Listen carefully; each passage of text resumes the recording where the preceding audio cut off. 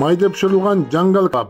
Sizlarga hozirgi mezgilda kebab yeyishga ehtiyojinglarni qondirish uchun men mayda pishirilgan qo'y qovurg'i kebabini olib keldim.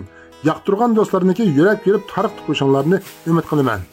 Oldi bilan qo'y qovurg'isini 8 santi uzunlikda bir taldan ayirib chanab, bosh piyoz zanjirni yaplaq chiqib to'g'rab bo'lgandan keyin go'shtni das qilib, uning ustiga sovuq suvdan quyib, tuzdan 3 qo'shiq shakrab qilib, go'shtning ichiga sinishkidek holatda qilib pokiz yuk bo'lgandan keyin suzib ilib, go'shtning suyini pokiz saqitib bo'lgandan keyin bosh piyoz, zanjir, tuxum, 2 qo'shiq kraxmal, limon suyini siqib biroz qo'shib, aralashtirib belli qilib tayyorlab, endi biz ikkinchi bosqichda qozonga 500 gram atrofida may quyib, may normal qizigandan keyin tayyor qilib olgan qovurg'ini bir taldan ayirib qozon silib, arliqda eskartiramiz.